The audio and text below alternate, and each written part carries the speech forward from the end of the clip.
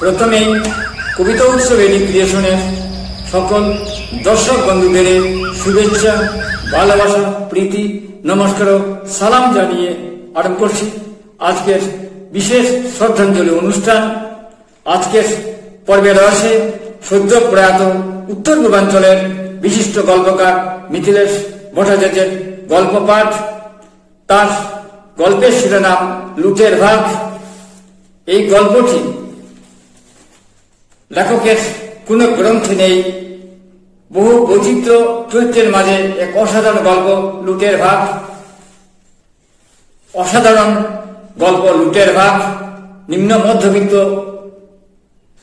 জীবনযাপন নিয়ে এই গল্পটি।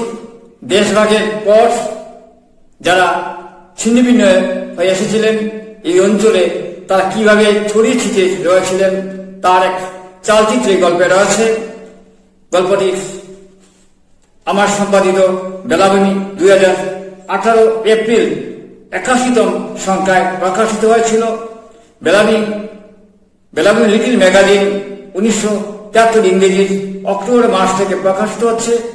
কখনো বিশেষ সংখ্যা, কখনো সাধারণ সংখ্যা, কখনো বা পুরো পত্র, এইভাবে 82টি সংখ্যা এখন পর্যন্ত বের হয়েছে। অনলাইন অফলাইন আমরা কৌনাকারে বের করেছিলাম কয়েকটি সংখ্যা।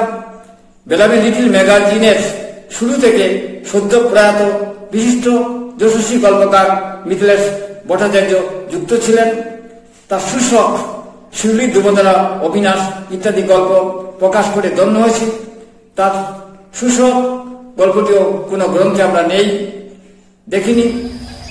তার অনেকগুলো গল্প আমরা প্রকাশ করেছি যা তার গ্রন্থে প্রকাশ পায়নি। এই লুটের ভাগও কোনো গ্রন্থে আমার জানা মতো নেই। তিনি ছিলেন আমাদের সুরিত ও পরামর্শদাতা। উল্লেখ্য, বেলাভূমি সাহিত্য আড্ডার পক্ষ থেকে একবার তাকে অন্য লেখক দুজন বন্ধুর সঙ্গে অনিল চন্দ্র দাস, শুক্র দাস স্মারক সম্মান দিয়েছিলাম। অন্য দুজন লেখক ছিলেন প্রবীর ভট্টাচার্য, তাত্ত্বিক লেখক, কবি এবং ঔপন্যাসিক রণবীর পুরকায়স্থ। তাদের স্মারক অনিল চন্দ্র দাস, শুক্র দাস স্মারক সম্মান দিয়ে কৃতার্থ হয়েছি। আজকের গল্পটি তার কোন প্রকাশিত গ্রন্থে নেই, লুটের ভাগ। বেলাভূমি লিটল ম্যাগাজিন এর সহযোগী সংস্থা কবিতা উৎসব এডি ক্রিয়েশন মিথিলেশ ভট্টাচার্যের সাহিত্য সৃজন আমরা প্রকাশ করে যাচ্ছি। আলোচনা প্রকাশ করেছি, বিদগ্ধের জন্য আলোচনা প্রকাশ করেছি, তার নিয়ে আমাদের অভিমত প্রকাশ করেছি। আজ তার বহু বৈচিত্র্য চরিত্র নিয়ে লুটের ভাগ পড়তে যাচ্ছি। আপনারা শেষ পর্যন্ত শুনবেন। অত্যন্ত রোমাঞ্চকর গল্প এবং ভিন্ন চরিত্রের চরিত্রগুলিকে নিয়েছেন। দেশভাগের পর যারা এসেছিল এখানে, তার ছিন্ন ভিন্ন হয়ে ছড়িয়ে ছিটিয়ে ছিলেন, তাদের জীবন ধারা নিয়ে গল্পটি প্রত্যক্ষ না হলেও পরোক্ষভাবে যে দেশভাগের গুলি হয়েছিল যারা, তাদের নিয়ে তার গল্পটি নাম লুটের ভাগ। তারপরে নিচ্ছি একেবারে অন্য আঙ্গিকের গল্প লুটের ভাগ, মিথিলেশ ভট্টাচার্যের গল্প। গল্পের শিরোনাম লুটের ভাগ। এবার লুটের গান ধরুন জীবনদা, যার উদ্দেশ্যে বলা কীর্তন দলের প্রধান জীবন ঘুষাই। সে তখন ঈষৎ নির্মিলিত চোখে হারমোনিয়ামের রিডে অলস আঙুল চালিয়ে পরবর্তী গানের সুর ভাঁজছিল। কথাটা শুনে সম্মতিসূচক মাথা দুলায় মগ্ন ঘুষাই। তাই হবে রাত হয়ে যাচ্ছে, দিনকাল বড় খারাপ পড়েছে। সন্ধ্যা রাতেই শহরতলির পদগা শুনশান হয়ে যায়। তাছাড়া ফুল, করতাল, কাঁসর ঘণ্টা, খঞ্জনি বা শুধু হাত বাজিয়ে তাল দেওয়া সাঙ্গপাঙ্গেরা সকলেই দিনমানের শ্রমে ক্লান্ত। বাসা বাড়িও কারো কাছে নয়, বাসা বাড়িও কারো কাছে নয়, বেশ দূর দূর। তবু কোথাও কীর্তনের আসর বসবে খবর পেলে। দিনের অমানুষ শ্রমের পর ওরা উদ্যম হারায় না মোটেই। তবুও কোথাও কীর্তনের আসর বসবে খবর পেলে দিনের অমানসিক শ্রমের পর ওরা উদ্যম হারায় না মোটেই। ওদের মধ্যে কেউ অটো চালক, কেউ কাঠ বা সিমেন্ট মিস্ত্রি যুগালি, কেউ সবজি কারবারি, যে হাতে নিপুণ আঙ্গুলে হারমোনিয়াম বাজিয়ে দীর্ঘ সময় ধরে উদ্ধত কণ্ঠে কীর্তন করে জীবন গোসায়, সেই একই হাতে ছেনি হাতুড়ি কর্ণি ধরে তল্লাদের দক্ষ রাজমিস্ত্রি সে। যে লোকে একতলা বানাবে আর যে 3 বা 4 তলা ভিত্তি স্থাপন করে দালান হাঁকবে, সকলেই ডাকে তাকে, পরামর্শ নেয়, তাদের কন্ট্রাক্ট দেয়। বছরের একটা দিনও সে ঘরে বসে থাকে না। এবার লুটের গান ধরে জীবন গোসাই প্রথম গুনগুনিয়ে, তারপর জড়াত গলায়, তোমার নেওরে আনন্দ হরির নামে লুট, হরির নাম নির্মলার বাকি সুবি জুট। এবার লুটের গান ধরে জীবন গোসাই প্রথম গুনগুনিয়ে, তারপর জড়াত গলায়, তোমার নেওরে আনন্দ হরির নামে লুট, হরির নাম নির্মলার বাকি সবই ছুট। অন্য সবাই হাতের যন্ত্র বাজিয়ে তুলে তুলে জীবন গোসাইয়ের সঙ্গে গোলা দুলায় দুহার দেয়। বছরে অন্তত 2 বার বাড়িতে কীর্তন দিতে না পারলে চিন্ময়ী মনে শান্তি পায় না, অস্বস্তিতে ভোগে। প্রতিদিন সকালবেলা ঘুম থেকে ওঠার কিছু পর খবর কাগজের পাতায় চুপ বুলিয়েই তো শুরু হয় দিন মনের কুলুস যাত্রা। তারপর চারদিকে একেবারে বিষিয়ে গেছে শুধু ক্লিন্ন জীবনের ছবি আর খবর, চলাচলের সর্বত্র রক্তের ছিট আর পাপ কর্মের কালো ছায়াপাত। চিন্ময়ী দৃঢ় বিশ্বাস, নাম কীর্তনে কুলুস পরিবেশ পবিত্র হবে, অশুভ কালের অপর শুভে স্পর্শ করবে। অস্থিচিত্ত নারী পুরুষ নির্বিশেষে লক্ষ্যবার নাম জপ করতে বলে চিন্ময়ী। বিষয়ী ভোগী দান্দাবাদ কুটিল মানুষ থেকে সর্বদা তফাতে থাকতেও নির্দেশ দেয়। রাজমিস্ত্রি কাম কীর্তনিয়া জীবন গোসাইকে বিশেষ পছন্দ চিন্ময়ীর। রাজমিস্ত্রি কাম কীর্তনিয়া জীবন গোসাইকে বিশেষ পছন্দ চিন্ময়ীর। রোগা পাতলা, সাম্বর্ণ, মলিন বেশ, মধ্যবয়স্ক লোকটার গলায় তুলসীর মালা, কৃষ্ণভক্ত বৈষ্ণব। ওর কথাবার্তার মানসিক শুদ্ধতার পরিচয় ফুটে ওঠে। বছরে 2 বার কখন এসে চিন্ময়ী বৌদির ওখানে আসর পাততে হবে তা বিলক্ষণ জানে আছে জীবন গোসাইয়ের। ওর কথাবার্তার মানসিক শুদ্ধতার পরিচয় ফুটে ওঠে। বছরে 2 বার কখন এসে চিন্ময়ী বৌদির ওখানে আসর পাততে হবে তা বিলক্ষণ জানে আছে জীবন গোসাইয়ের। অনেক সময় সাঙ্গপাঙ্গের অভাব ঘটলে ডালা ভাঙা হারমোনিয়াম কাজে বয়ে ছোট ছেলেকে সঙ্গে করে চলে আসে চিন্ময়ী বৌদির ঘরে। ছেলেও বাবা মিলে নানা নামগান শুরু করে দেয়। ছেলে বাবা মিলে নামগান শুরু করে দেয়। গরদুর গুছানো, শতরঞ্জি পাতানো, এসব কিছুর জন্য ডাক পড়ে বিশম্বর কৈলাসে। ছেলে বাবা মিলে নামগান শুরু করে দেয়। গদর গোছানো, শতরঞ্জি পাতানো, এসব কিছুর জন্য ডাক পড়ে বিশম্বর কৈলাসে। কৈলাস দীর্ঘদিন থেকে দাদা বৌদির সঙ্গে আছে। একদা রিক্সা চালক কৈলাস এখন জমি কেনাবেচা দালাল ও পাড়াপড়শি বাড়িতে চৌকিদারি করে দিন গুজরান করে। সঙ্গে চিন্ময়ী ও তার স্বামীর এটা সেটা ফাইফারমাস খাটে। যখনই ওকে দরকার হয় চিন্ময়ী ওকে মোবাইলে ডাকে। যখনই ওকে দরকার হয় চিন্ময়ী ওকে মোবাইলে ডাকে। নিরক্ষল কেমন নির্ভুল ভাবে মোবাইল নাড়াচাড়া করে সে এক বিস্ময় চিন্ময়ীর। কৈলাসের 2টি বড় রকমের চরিত্র দমিয়েছে চিন্ময়ী। মদ খাওয়া ও পরনারীর প্রতি অদম্য আকর্ষণ।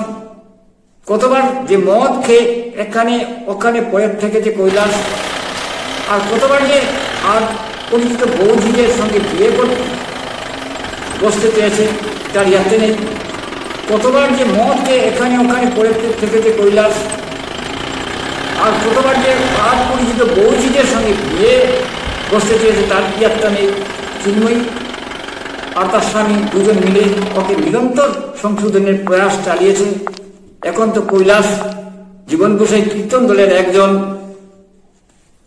বিধিভূষণ চক্রবর্তী নতুন পাড়া পুলিশ আউটপোস্টের সেকেন্ড অফিসার।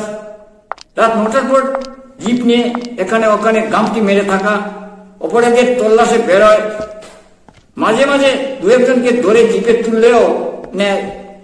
রোজ না, মাঝে মাঝে বেরোয় সে। আজ বেরিয়েছিল দুটি মিশন নিয়ে। নতুন পাড়ার খালপাড় ধরে সামান্য কোপা খেতে ডাকি ছিনতাইবাজ মানাকে তার ঝুঁকি থেকে তুলে আনতে। নতুন পাড়ার খালপাড় ধরে সামান্য কোপা খেতে দাগি ছিনতাইবাজ ময়নাকে তার ঝুঁকি থেকে তুলে আনতে। পাঁচ জুড়ে একই দিনে তিনটা মোবাইল ছিনতাই আসে ময়না, কিন্তু ওকে বলে পায়নি।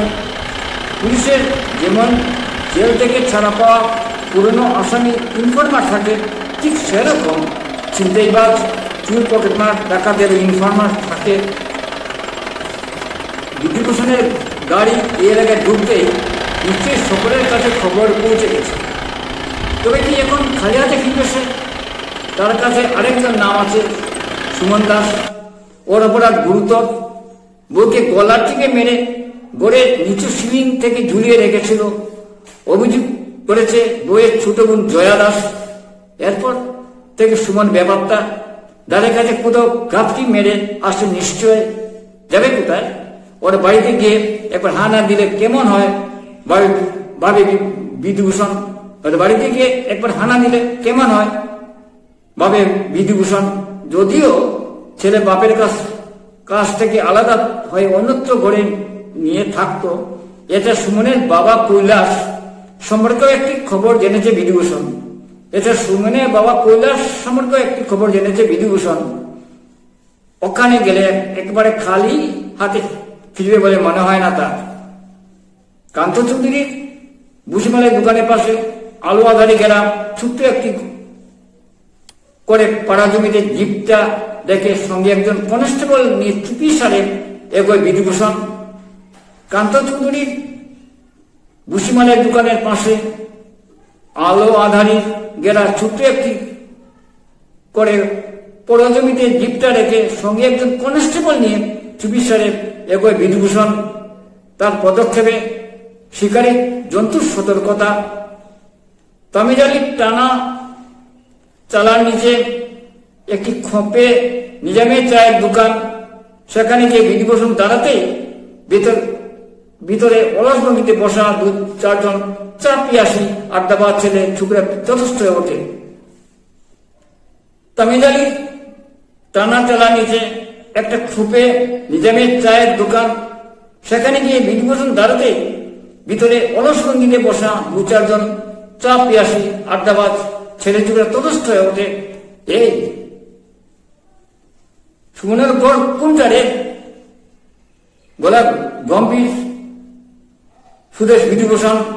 এই সুমনের গড় কোনটারে? গম্ভীর গলা সুদেশ বিধিভূষণ। আড্ডাবাদ ছেলেগুলো তাকে দেখে চেয়ার ছেড়ে উঠে দাঁড়িয়েছিল।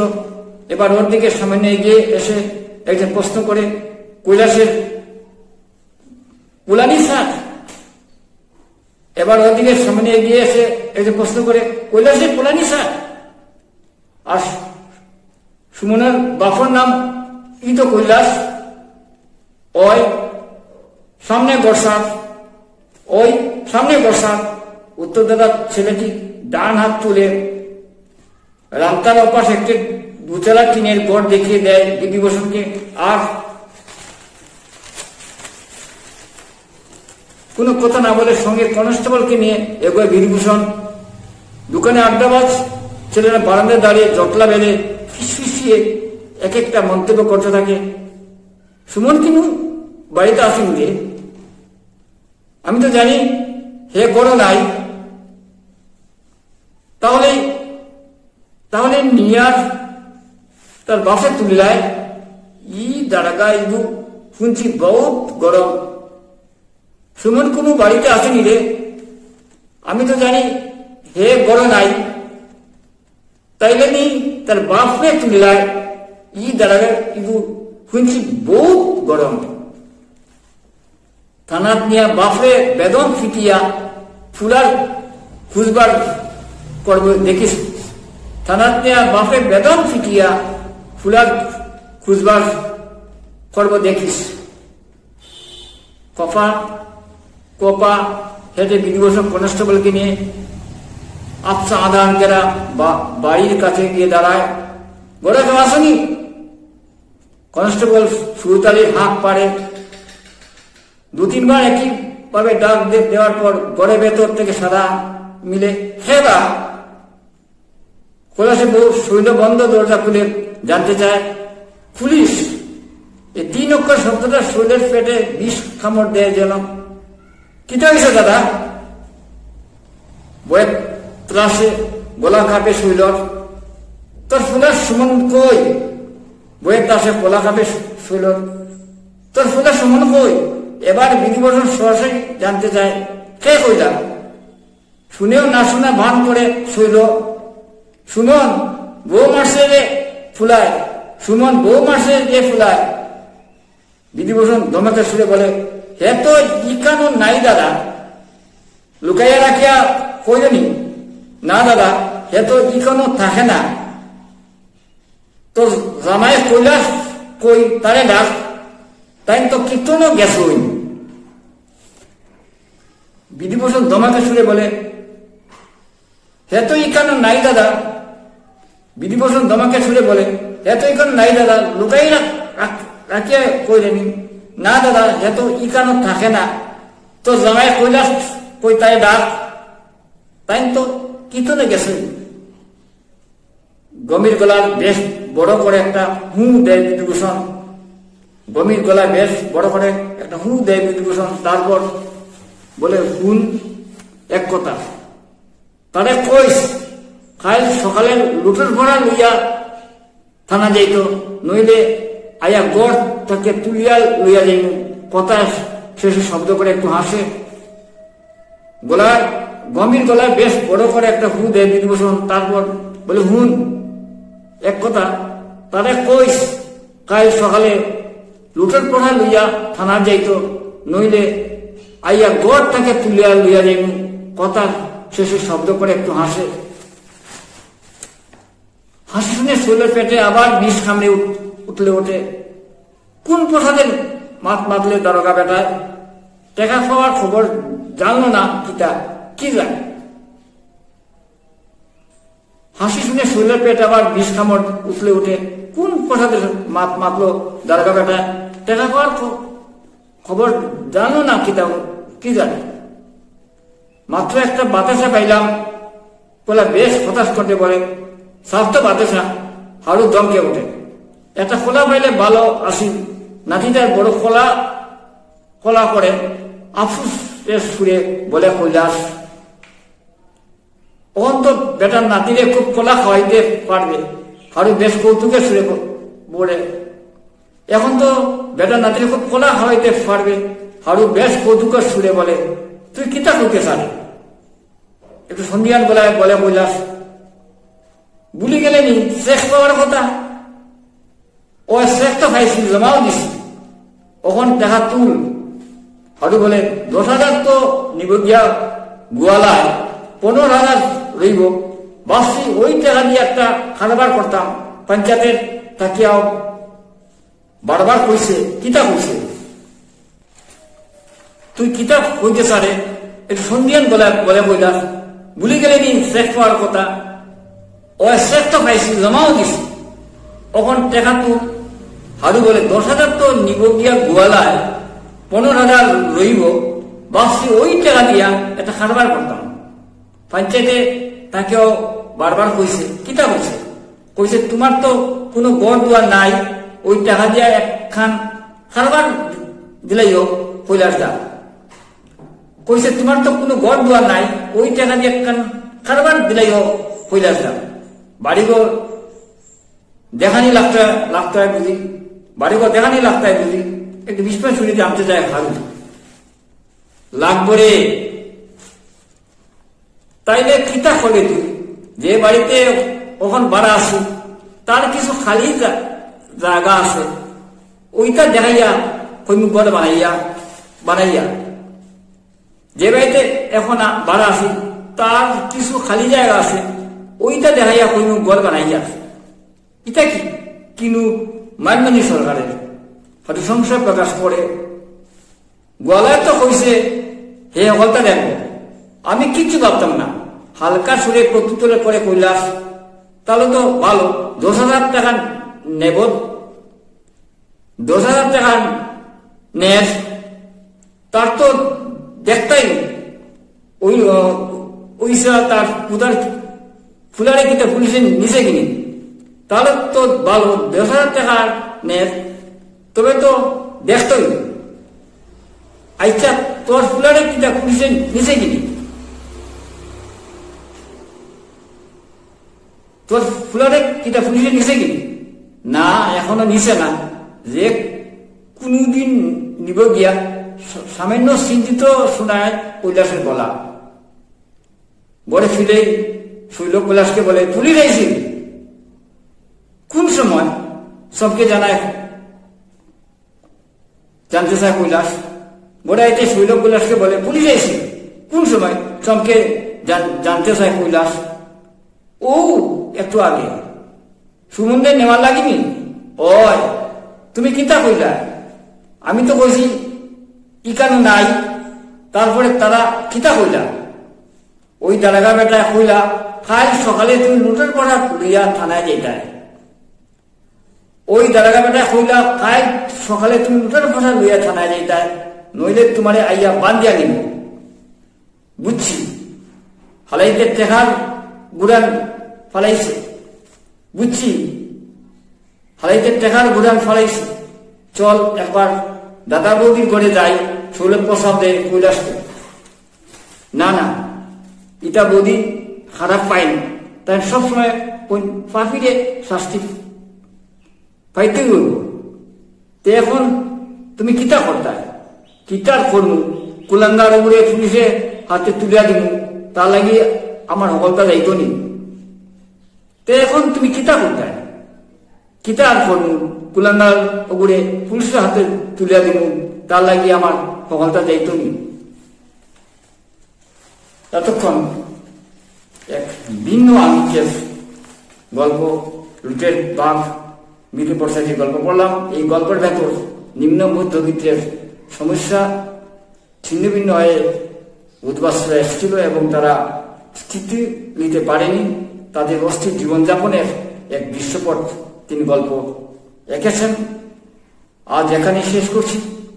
আমরা গল্প পাঠের ভেতর দিয়ে গল্পকার সৃজন কর্মকে আমরা সম্মান শ্রদ্ধা জানাচ্ছি।